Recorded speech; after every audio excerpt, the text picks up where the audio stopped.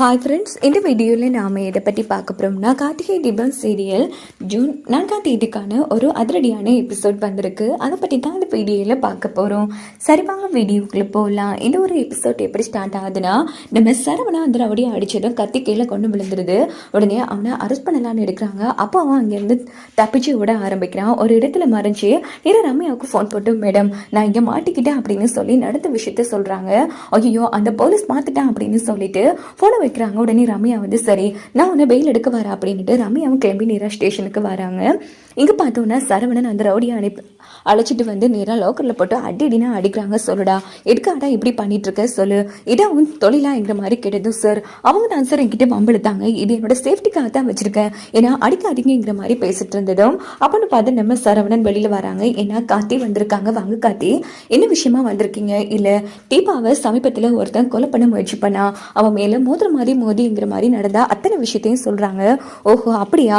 அது மட்டும் கிடையாது, தீபா குடிக்கிற யூஸில் யாரோ ட்ரக்ஸ் டேப்லெட்டை வேற கலந்து கொடுத்துருக்காங்க. இப்போதான் கொஞ்சம் சரியா ட்ரீட்மெண்ட் எடுத்துகிட்டு வராங்க அப்படின்னு சொன்னது. என்ன கார்த்தி இவ்வளோ நடந்திருக்கா? ஆமாம் சார், எனக்கு சந்தேகமாக இருக்குது, அதான் லீகலாக கம்ப்ளைண்ட் கொடுத்துட்டு போகலான்னு வந்தேன் அப்படின்னதும், ஓகே கார்த்தி, இப்போ வர வழியில் உங்கள் அண்ணிக்கிட்ட இதே மாதிரி ஒருத்தன் தகராறு பண்ணிட்டு இருந்தா, இப்போ நான் அவனை அரெஸ்ட் பண்ணி லோக்கரில் வச்சிருக்கேன். எனக்கு என்னமோ தீபா கிட்ட வம்பெழுத்தவனும் இவனை அறுப்பானு சந்தேகமாக இருக்குது, எதுக்கு பார்க்குறீங்களா அப்படின்னு கேட்டதும் கார்த்தி பார்த்து நினச்சி பார்க்குறாங்க. பார்த்தா அதே ரவுடி தான். உடனே அந்த இடத்துல சரவணக்கிட்ட, ஆமாம் இவன் தான் சார் தீபாவை கொலை முயற்சி பண்ண பார்த்தேன் அப்படின்னதும் நம்ம சரவணா அதிர்ச்சியாயே அந்த ரவுடியை விசாரிச்சுட்டு இருக்காங்க. சொல்லு எதுக்குடா கொலை பண்ண போன சொல்லு, யார் சொல்லி இப்படிலாம் பண்ண அப்படின்னு திட்டிட்டு இருக்கும் போது சரியா அந்த இடத்துக்கு ரம்யா வந்துடுறாங்க. ரம்யா கார்த்தி இங்க வருவாங்கன்னு எதிர்பார்க்கல.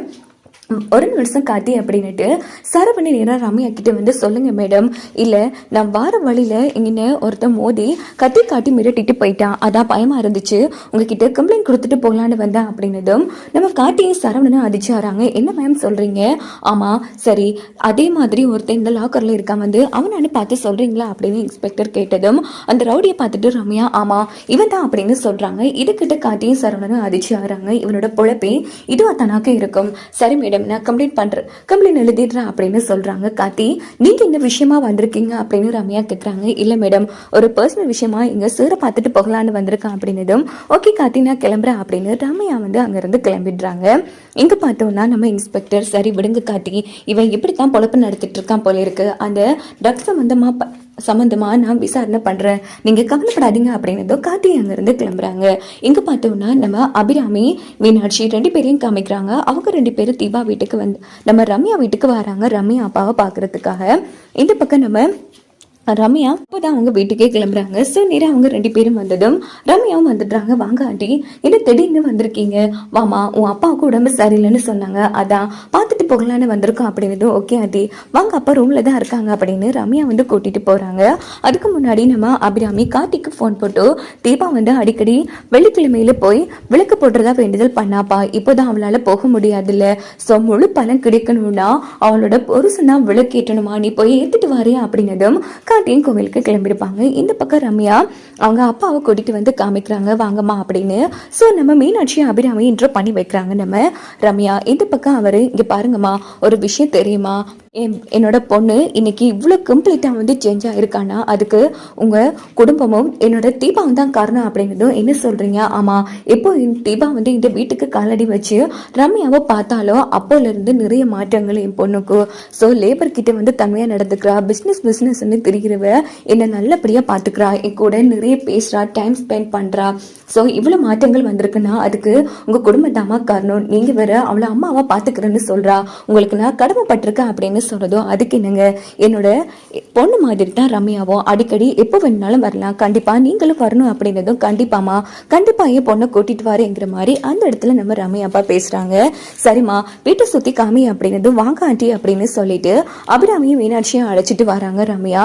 அப்போ நம்ம தீபாவுக்காக வாங்கின புடவையை கையில வச்சிருப்பாங்க. அதே கையில என்ன, ஓ இதுவாமா, நாங்க கோயிலுக்கு போயிருந்தோம் அங்க ஏலத்துல எடுத்த சாமி புடவை அப்படின்றதும், என்ன ஆண்டி சொல்றீங்க, வருஷம் இப்படி சாமிக்கு திருவிழாவுக்கு நிறைய புடவைகள் வருமா, அதே ஏலத்துல கொடுப்பாங்க, போன வாட்டி நான் மீனாட்சிக்கு எடுத்து கொடுத்தேன், இந்த வாட்டி தீபாவுக்கு எடுத்திருக்கேன் அப்படின்னதும், இந்த பக்கம் மீனாட்சி அம்மன் புடவை கிடைக்கிறதுக்கும் நாம கட்டுறதுக்கும் கொடுத்து வச்சிருக்கணும் அப்படின்னதும் ரம்யாவுக்கு ஒரு மார்க்கமா மாறுது. ஓகே ஆண்டி, நல்ல விஷயம்தான், புடவை ரொம்ப அழகா இருக்கு, சரி சரி இங்கே வச்சுட்டு வாங்கண்டி நம்ம போகலாம் அப்படின்னுட்டு நம்ம ரம்யா என்ன பண்றாங்கன்னா ஷோபால வாங்கி புடவையை வச்சுட்டு அங்கிருந்து அபிராமி மீனாட்சியை கூட்டிட்டு போறாங்க.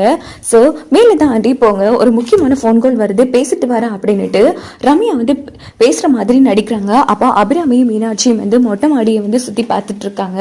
அந்த கேப்ல ரம்யா என்ன பண்றாங்கன்னா நேரா புடவை எடுத்து ரூம்ல கொண்டு போய் ஊதுபத்தி எடுத்து புடவையை வளைச்சு ஃபுல்லா ஓட்ட போட்டு எதுவுமே தெரியாத மாதிரி மடிச்சு உள்ள வச்சிடுறாங்க. இந்த பக்கம் வீட்டெல்லாம் சுத்தி பார்த்துட்டு சரிம்மா டைம் ஆச்சு நாங்க கிளம்புறோம் அப்படின்னு சொல்லிட்டு நம்ம அபிராமியும் மீனாட்சியும் நேரா புடவை எடுத்துட்டு வீட்டுக்கு வராங்க. அங்க பார்த்தோம்னா தீபா கிட்ட வந்து தீபா இங்க பாருமா நீ அதிர்ஷ்டசாலி, இங்க பாரு கோவில்ல ஏலத்துல விட்டு அம்மனோட புடவைன்னு உனக்கு கிடைச்சிருக்கு, ரொம்ப அழகா இருக்குமா இந்த புடவை, போய் கட்டிட்டு வரியா அப்படின்னு கேட்டது. சரியத்தை கொடுங்க அப்படின்னு சொல்லி தீபாவும் பாக்குறாங்க. ரொம்ப அழகா இருக்குத. ஆமா தீபா இதை கட்டினீன்னா நீ லட்சணமா இருப்ப, போய் கட்டிட்டு வா அப்படின்னு சொன்னதும் தீபா வந்து பிரிச்சு பாக்குறாங்க. பார்த்தா புடவை ஃபுல்லா வந்து ஓட்டையா இருக்கு.